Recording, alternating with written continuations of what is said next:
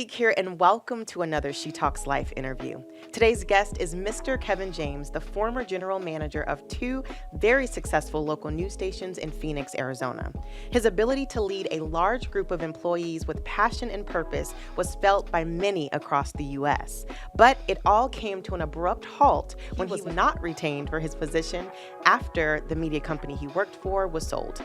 But despite his setbacks, Kevin James is taking his wealth of knowledge on leadership training and development and pouring it all into a new book and podcast. The best part, he's taking all of us along for the ride. Ladies and gentlemen, Mr. Kevin James. Well, thank you. Yeah, along for the ride. Buckle up, huh?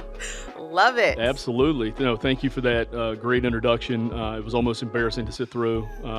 That's okay. So, yeah. That is okay. Thank you first and foremost for allowing me to do this interview. You talked about some of the employees that worked under you. I was one of those people. Right. So I think this is a long time coming. So yes, I would agree. Awesome. Okay, so before we talk about the book and the podcast, I would love the audience to know about you. Okay. So a little bit about your family, a little bit about your past history, all the way up until the pandemic. Okay. Well, born and raised in North Carolina. Okay. Spent my early life there, went to school there, got into business there. Nice. In the business of broadcasting. I went to broadcast school with the goal of being a sportscaster. Obviously, that didn't work out. My accent, I think, had a little bit to do with that. But in that time, I got on the business side of broadcasting. And over the years, spent time in Greensboro and Raleigh. And then in 2005, moved to Phoenix, which never thought I would move out west, but I can tell you it was the best decision I ever made, not only for my career, but for my life. In the time I've been out west, I met my wife. I have 3 beautiful children, and we've really, built a beautiful life here. And from the professional side, in 2005, came to work for Meredith Corporation in Phoenix. They had a CBS affiliate at the time. Spent 8 years as their local sales manager, and then the company moved me to Las Vegas to run the revenue operations for their Fox affiliate in Las Vegas. That was 4 good years. Nice. Fun market to be in, especially for a Fox station. And then got the chance to come back to Phoenix. By that time, we had 2 stations.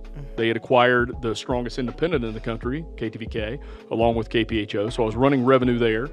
And at some point in 2018, got the opportunity to move into the general manager role and took over managing the entire operation. And was in that role for 3 years. And the final year, I also assumed the role of Senior Vice President of Revenue Operations for the group. The entire broadcast group, which included 18 television stations over 11 markets for Meredith. Somewhere along the lines, though, you were able to take that same passion and push it into what I like to consider a greater calling. Mm-hmm. Because it's one thing to be over a certain or a set amount of people, right? Mm-hmm. Hundreds of people or thousands of people, regardless. You're still in a space where your leadership skills or your knowledge and wisdom are confined. Mm-hmm.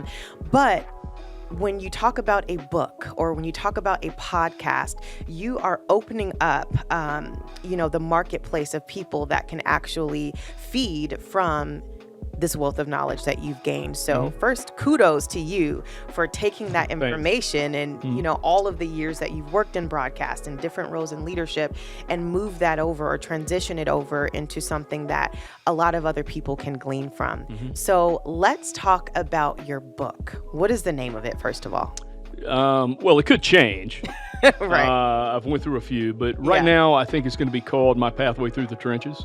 Nice. And, it really focuses on some of the path I was on and some of my leaders were on with me, and how we persevered through some of those times, but also, and probably more so, focuses on kind of the building blocks of how to build a culture, how to lead effectively, and how to best reach the people that you're entrusted with, build a healthy culture, the importance of that. At one point I was thinking about, because we had to do so much in those last 3 years, and some of our resources have been cut, and how do we do more with less? And That was huge. yes, and there's ways to do it. Yeah. But most of them are grounded in the impact you have on others, Yeah. and getting them to not reach their potential, but blow through what they thought their potential was. And so there's a lot of that wrapped up in the book. And when you think about my pathway through the trenches, that's what I always thought of myself in any position I had in a managerial leadership role, was someone that was willing to get in the trenches with my folks if they needed me to, and being willing to not only be that servant leader, but also be one that led from the front, not as far as credit goes, but I was never expecting any of my folks to work any harder than I would. In terms of the podcast, will it be some of the same information? Absolutely. Okay. Absolutely. Love it. I sat down and really started jotting down possible topics for podcasts, and it's nuts how much I came up with, that I feel is valuable, and that could really, that people could benefit from hearing. So can you explain what that title means to you? It means leadership top to bottom. Once again, I go back to something I said, that just because you have a title, you're in a place of prominence in an organization, doesn't mean you're a good leader. And just because you don't have that, doesn't mean you don't have a role to play in leadership. Absolutely. To me,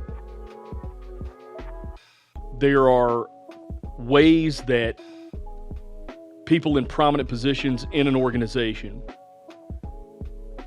there are practices they can incorporate. There are ways they can look at things. There are things they can do to connect with their people to make them better leaders. And even if you don't have the skill set I used to say all the time, I would never ask my people to do something I wouldn't do. Well, when I became a general manager, that didn't make any sense, because I had never written a newscast or produced one. Okay. I never went out and filmed the story. So that didn't make a lot of sense. And what I wanted my folks to know is that I will never ask you to come in and put more of an effort than I would. I'm going to be right here shoulder to shoulder. I may have to be guarding a different front than you are, but I'm going to do it as hard as you do. That's my pledge to you. But also, I would challenge the staff and my leaders and everyone that worked at the station, that everyone had a role to play in leadership. Whether you've been with an organization 30 years or 3 weeks, you have something to contribute. There's something that you have experienced in your workday or maybe your life that if you're willing to share and you have your eyes open to recognize those possibilities, that information can help someone get better, or maybe even get through a tough situation. Absolutely. And you have to have your eyes open to recognize it. So I would challenge our staff that everyone had a role to play in leadership. And if you have an idea, share it. Not every idea is going to be good, but one might be great. And my leadership team needed to foster a culture where people felt comfortable sharing. So when I think of leadership for the trenches, it's not that if you're a general manager of a station, you need to be, in the bowels of the station and in the newscast with your fingers. That's not what it's about at all, because you need to empower people to do their jobs. But they need to know you are with them. And for the people that maybe don't have, or maybe your middle management, maybe your leadership team, and maybe the folks working for them, they need to know and believe that they have a role to play as well, and they need to be empowered to play.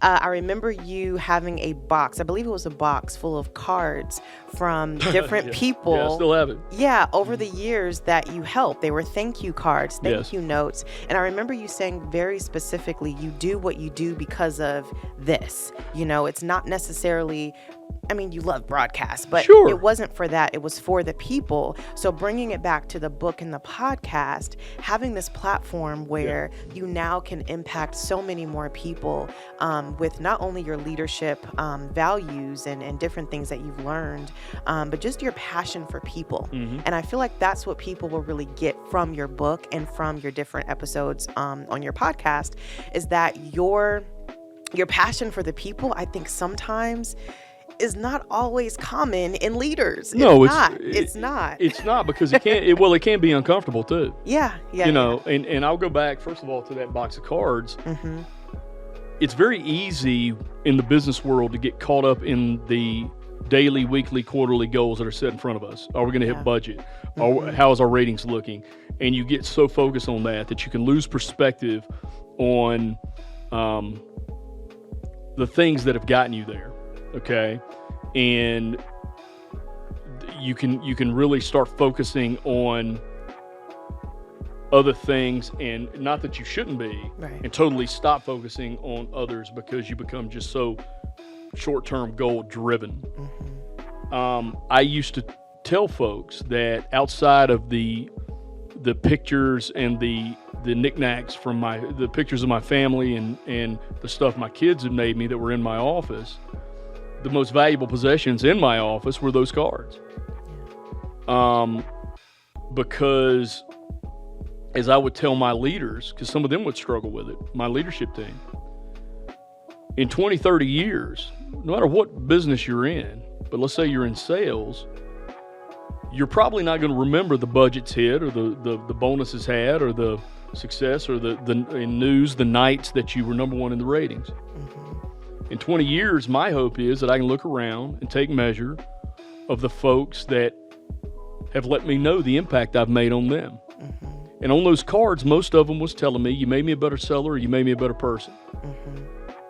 And that goes back to, a purpose-driven life. That goes deeper than revenue goals. That goes deeper than viewership goals. That goes different. It has really not a lot to do with the short-term goals that we have to hit. Don't get me wrong; they're not. I'm not saying they're not important. Right. But there's another side to it too. And some of what we're talking about is hard because when you get into a career, a lot of times you're told you have to have professional distance. You have to keep your, especially when you get into leadership, or management. Yes. You have to have a distance, and there is truth to that. But you can bond and connect with your people in an appropriate way, without crossing lines, without compromising. You can be transparent with your people without sharing too much, without compromising. And that's where I think it's tough, because some folks, it's just not, it just doesn't come natural to them, which is fine. I get it. Yeah. That's for your leadership training. Yeah. Where can people find your book? Because we know you're still working on the book. It's not done yet. You're still working on it. You're still working on your podcast, which I'm super excited about. I know you have a LinkedIn profile. Yes. Your website is being worked on. Your new social media platforms is being worked on. So that's amazing. If someone wants to contact you right now, they would follow you on LinkedIn. Is it? Yes. Just Kevin James? Is that how? Yeah, I think it's Kevin James is but if you search for Kevin James, not I'm the up pretty actor. quick. Not the actor. I always like to joke that I am like ungoogleable. It's like the ultimate anonymity, because you have to go through like 10,000 pages of the comedian before you get to anything about me, which is I great. love him, by the way. He's great. He's great. But yeah, it's LinkedIn's the best way to contact me right now. And that's perfect. So once your website and your new social media platforms is all together, it'll be linked on your LinkedIn so that people can find you and find your book. And I'm pretty sure we're going to have another interview where we release the book. Yes. So yes. more information. I just need to get it done. Yes. Yeah. Hey, I get it. Yes. I get it. It's sometimes some days are easier than others. Any last minute things you'd like to add before we close? I will also just say that what happened to me can happen to anybody. And losing a job in the manner that I did was tough. Yeah. It can wreck you. And I hope that over time, some of what I'm able to share will help people that find themselves in that situation, that wonder what's next, that fight off the depression that comes with something like this, the fear that comes with something like this, the anxiety, all of those things I felt too. Yeah. And having the courage to get back up, you take that punch, you get back up and you keep going. You recognize the impact you have had and can have. And if I can help folks in similar situations move forward in a healthy manner, that's another goal of mine. So. And I think that's very pivotal post-COVID. Because COVID was traumatic for so many different reasons. And, when we talk about even the landscape of work, right? Like so many people are finding themselves back at work that didn't think that they were going, after retirement, or so many people like me is going to become a full-time entrepreneur. The landscape of just life and how we live our everyday life is different. So to have this type of content where, it's a leader that not only has led a large group of people, but has also been in the trenches, that can share that knowledge along the way, I think it's very vital. And well, there's also one other side to that. Yeah. Because everything you just said is totally accurate. There's also one other thing that I hope folks that are with companies get out of this, and that is whether we like it or not, whether we want to talk about it or not, the power shifted to some degree from company to employee. Yeah, I can see that. I read all the time about the Great Resignation, but it's not inaccurate. You had folks decide, I'm going to do something else. I am not going to do this. I was working from home. I want a hybrid type deal. Yeah. You're not offering, I'm going to go find it. That's a perk. I don't want to do this anymore. I think I'm underpaid. The power shift was so great when you look at turnover, when you look at mental health. We had folks get out of the business, not because they had a better job, but they said, I can't keep going like this. And so one of the things that has changed is that power shift, and means that the connections you have with your staff become even more important. Yes. Because the days of saying, well, just do what I tell you, do you want a job or not? Most people are going, maybe not. Good luck maybe with not that. Here. Exactly. If that's your approach, good luck with that. Yes. Let me know how it goes. We all have to evolve. Everything evolved. And some of the companies that I'm familiar with, some have recognized that and really started to do well in that post-COVID world, and some are continuing to struggle.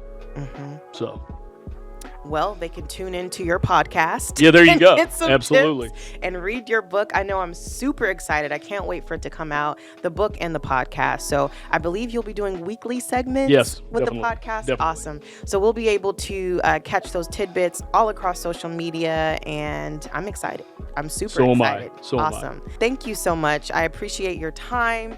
I'm so excited, if you can't tell, for the book to come out, so keep writing. Thank you. But ladies and gentlemen, this has been another interview with the She Talks Life team. I'm your host, Jay Teague. Thank you so much for watching.